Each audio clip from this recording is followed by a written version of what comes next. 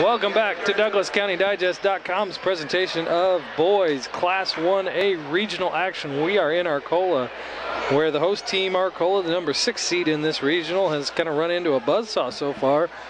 Named the number 3 seed, Okaw Valley. It's 30-14 after one half, and Luke Johnson with Chris Patton. Luke, Arcola's really struggled facing that pressure. They're getting really frustrated with that full court pressure, which it may drop off here a little bit in the second half, but even if it doesn't, they still have to keep going. They have to stay positive. They have to keep Okaw Valley off the glass. They have to control all the rebounding. They need to get to the basket themselves. They need some points here as well as defensive stops. But more importantly, when they see that press, they need to break that press and give themselves a chance. Arcola has seen a couple, they've let Okaw Valley kind of run out a little bit, and they've come back. One time they had it down to 1. Another time after it got built back up, they got it down to 5. But right now, with it being at 16, that's going to be hard for Arcola to overcome without some long balls or something of that nature. There's a three-pointer put up, no good, rebounded by Okaw Valley.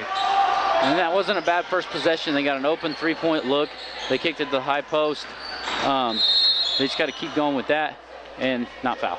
Reed Strader couldn't get that shot to fall down. Now we're going to foul called against Arcola. Number 12, Wyatt Fishel picks up his third. 5'8" freshman guard, Wyatt Fishel, 2 points tonight, 3 fouls. And Okaw Valley gets it inside to one of their big men in the post. It's no good. And Arcola rebounds, loses it, and gets it right back. Will Craig couldn't get it to go down. Arcola comes down, and Nick Hudson has it. He drives, gonna get blocked, but gonna draw a foul and go to the free throw line. And I'll say it again, he's got to be, Nick Hudson, number 4 for Arcola, needs to be a lot more aggressive. He's got some great talent. His first couple steps towards the basket when he takes the ball, they're really good, and he's a decent free throw shooter. I mean, I think he's made all of his free throws tonight. Hasn't he all 4 for 4? Yep. So, and of course I jinxed him. There we go. Doggone it. Way to go, Luke. It never fails. Hudson now 4 for 5 from the free throw line. It's still a 16-point Okaw Valley lead. But he's still one of the best positive weapons that Arcola has. They need to get him going. Maybe it's this end. Maybe it's this basket. Please. Oh. No, hey, there you go. It's just me. It was just you talking about him. 5 for 6 from the free throw line. 30-15 is Okaw Valley's lead. 7:15 left to go in the third quarter. Peyton Hagerman with it. He feeds into the post to Craig. He puts it up and gets to go this time. Basket by Will Craig. He's got 4. 32-15. Things not looking great for the Purple Riders. They do a nice job of breaking that. We get a trip up there. A little delayed whistle there, but Wyatt Fishel hits the deck after Okaw Valley tried to take it away from behind, tripped him up. Peyton Hagerman has 3, team second against Okaw Valley here in the second half. We really haven't talked too much about Okaw Valley. Their offense is pretty solid. Pass it around the exterior and get it down into the interior to their big guys. If they don't have anything, kick it out, dribble, drive, jump shot. I mean, they've executed pretty well, except for the first couple minutes. Nice dish to find Nick Hudson, but he's just unable to get it to go down. Okaw Valley comes back down, and three-pointer put up, and no good. Long rebound, though, corralled by Hagerman. He puts one up, no good. Okaw Valley gets another rebound. Another nice pass. They find it inside. 21, Hunter Perrine puts it up and in, 34-15. And according to my stat sheet, Luke, we have yet to see a three-pointer go down tonight. Correct. I haven't seen one either. Okaw Valley and Arcola both. Arcola, some of their points have come on nice plays in the paint where they find Quentin Risley. Okaw Valley has done a nice job and does a nice job there on defense, deflecting that ball and taking it away. Hagerman drives, puts a shot up, rolls in and around, doesn't go down. Rebounded by Hudson. Nick Hudson, number 4, 5'11" sophomore guard for the Purple Riders, brings it down the court after getting that rebound. Strader with the 3 is long, no good. Will Craig pulls it down. Okaw Valley, Hagerman has it and brings it across half court. Hunter Perrine gets it into Craig, back out to Perrine. Peyton Hagerman, Okaw Valley looks content to kind of slow things down here. Tries to feed it in. We got Grizzly hitting the deck, knocking it away. Good hustle. And Arcola's missed 3 or 4 threes. They need to start going to something, maybe dribble in one step take a jumper, see if those fall. Drive to the basket, look for the layup. Shot almost goes down, does not, but Okaw Valley with another offensive rebound. Craig dishes it off to Perrine, and he's been pretty automatic with some of his pull-up jumpers. Perrine knocks it down 36-15. It's a 21-point Okaw Valley lead. Winner of this one moves on to the semifinals to take on Arthur Lovington. Nice job by Arcola there to break it. Pull-up shot just a little short. Rebounded by number 30 Risley, then knocked away. And we have a little bowling pin action down there at this end of the court. Okaw Valley moves it back down, drives, kicks it back out. They wait for Joe Jeffers to get up and get back down before they set up the offense. Jeffers with it now, feeds it into the post, fronted and knocked away by Risley. Arcola has it. He almost had a carrier, some sort of violation on Fischel, but he keeps his composure, dishes it off to Colin Seaman. Back out to Nick Hudson. He drives, loses it, gonna get called for a double dribble.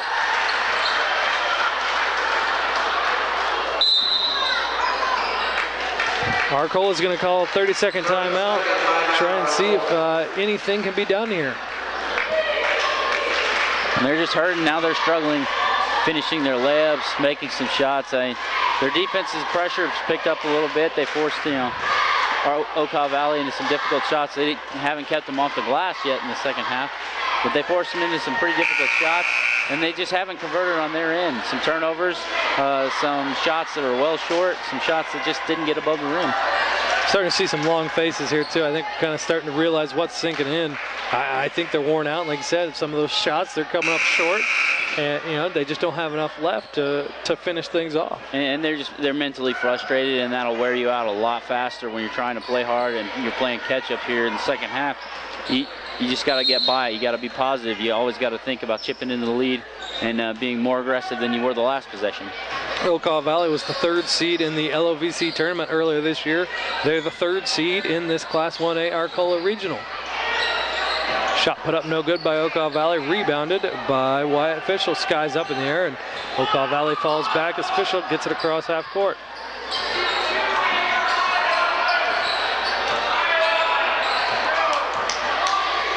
Fischel to Nick Hudson. Hudson thought about driving, but pulled it up and dished it to Colin Seaman. Back out to Fischel. Kicks it off over here to Strader. He shakes off a defender, gets up in the air, doesn't know exactly what he wants to do, gets called for a double dribble. He can't drill, he can't fake the shot, jump up in the air and try and dribble again. Indecision costing Arcola on that possession. Austin Schaefer gonna come into the game.